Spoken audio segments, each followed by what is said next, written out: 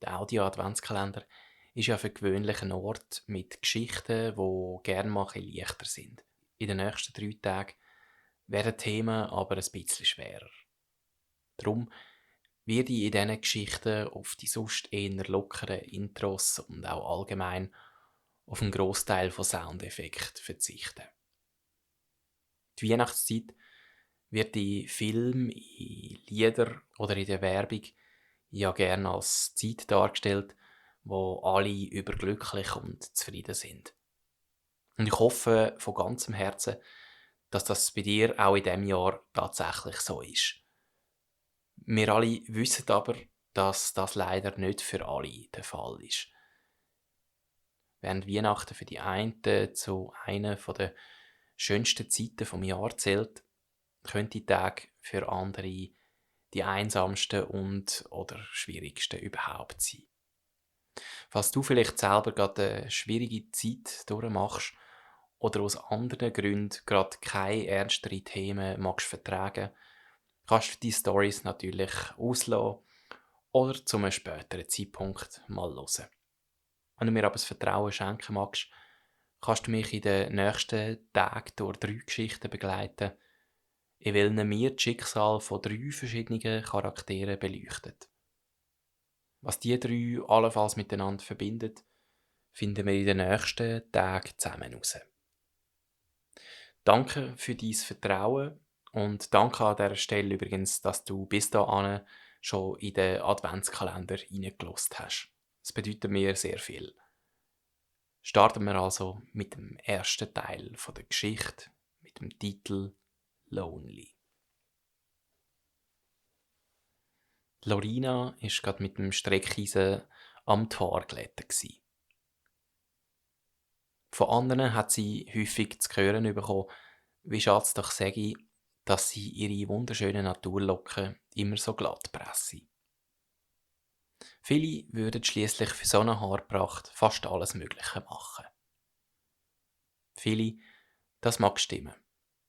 Aber die Lorina hat sich da nicht dazu gezählt. Sie würde ihre Locken nämlich sofort gegen glatte Haare eintauschen.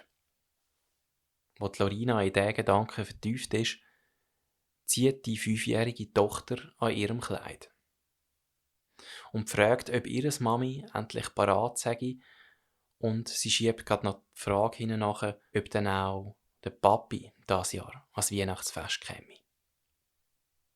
Diese Frage rührt Lorina komplett aus der Bahn. Sie dreht sich von ihrer Tochter ab, um Tränen zu verbergen, wo ihr jetzt unweigerlich in die Augen schiessen. Dabei rutscht ihr das Streckeisen ab und sie verbrennt sich ganz leicht am Hals.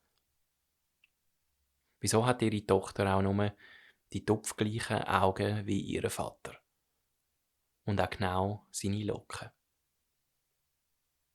Aber überhaupt, Vater oder Papi, verdient er so eine Bezeichnung überhaupt?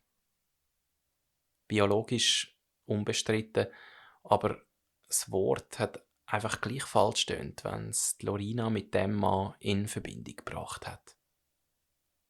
Die Lorina nimmt sich fest zusammen und schafft es mit Mühe und Not, überhaupt einen Ton rauszubringen und schickt ihre Tochter zum Schuhe anlegen. Ohne die Frage nach dem Papi zu beantworten. Sie sage gerade so weit und käme gerade, sagt sie ihrer Tochter. Heute, vor 6 Jahren auf den Tag genau, ist es nämlich passiert. Eigentlich hat sich die Lorina gar nie gross für ihn interessiert. Irgendwie hat sie sich um ihn herum nie richtig wohl gefühlt. Aber er hat einfach nie locker gelassen. Und weil die Lorina in dieser Zeit in verschiedenster Hinsicht recht einsam war, hat sie die Einladung zum Znacht bei ihm dann doch angenommen. Schliesslich sage sie ja nur ein Essen.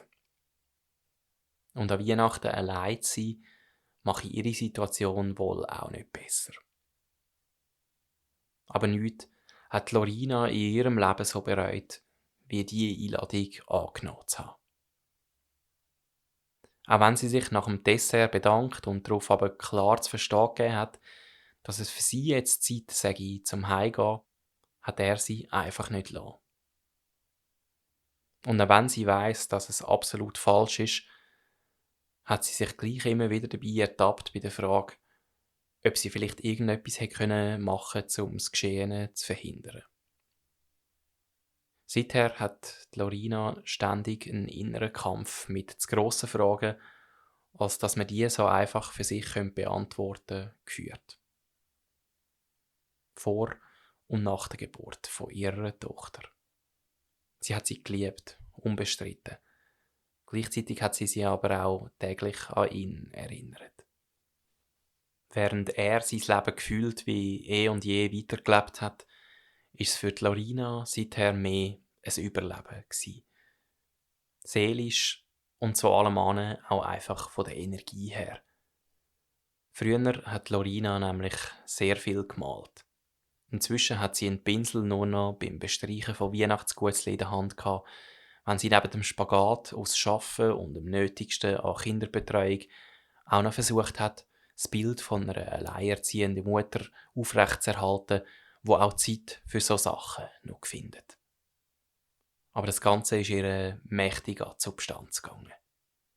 Und sie hat sich ernsthaft gefragt, wie lange sie das alles noch möge machen. Statt zu leben, hat sie einfach nur noch funktioniert. Sie ist in einem Job festgesteckt, wo sich zwar finanziell definitiv gelohnt hat, aber täglich eine Qual war. Irgendetwas muss sich ändern. Für sie und ihre Tochter. Jetzt muss sie aber los. Die Person, die sie am heutigen Abend eingeladen hat, ist nämlich einer der wenigen Gründe, wieso die Lorina noch nicht komplett aufgegeben hat in ihrem Leben.